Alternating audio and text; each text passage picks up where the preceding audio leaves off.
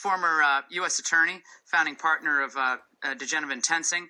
He has really interesting information about Hillary's potential vulnerability as a candidate, given the illegality, frankly, of what's going on with these emails. He joins us now. Joe, it's great to talk to you. Happy New Year.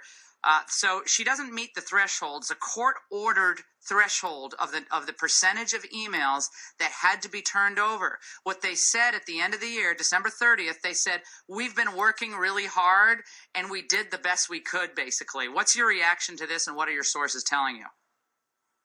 Well, I think the State Department production of documents is, of course, was always going to be a problem because they have a person there who is trying to protect Hillary and has been from the very, very beginning, and that's Patrick Kennedy, the Undersecretary for Management. He has been the Maginot Line against governmental inquiries, against Freedom of Information Act requests, and his time is running out. He will be one of the people whose emails have finally been turned over to a House committee. I must say that it's taken this long for a House committee to get his emails is a disgrace to the investigative process in the House of Representatives. But those are comments for another show. Hillary Clinton's problem, by the way, does not, she's going to have problems because of what's in the emails, but also the classifications. Her biggest problem right now is the FBI. They're not going away. They have reached a critical mass in their investigation of the secretary and all of her senior staff. And it's going to come to a head, I would suggest, in the next 60 days. And I predict that Hillary will not make it to the finish line. She's not going to be able to complete her campaign. This criminal investigation must, of necessity, focus on her and all the people around her. And if Jim Comey, the FBI director, is doing his job, which I expect him to do as an honorable man, she cannot be the nominee of the Democratic Party. She's going to have to be charged with a crime.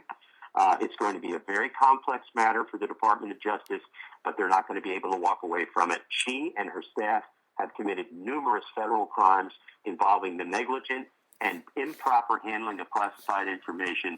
They are now at over 1,200 classified emails, and that's just for the ones we know about from the State Department. That doesn't include the ones that the FBI is, in fact, recovering from her hard drives.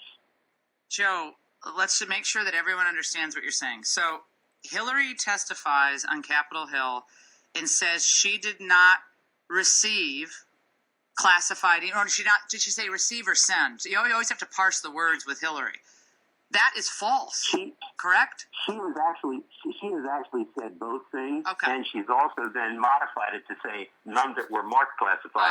But she has definitely made false statements under oath, both in interviews and on Capitol Hill.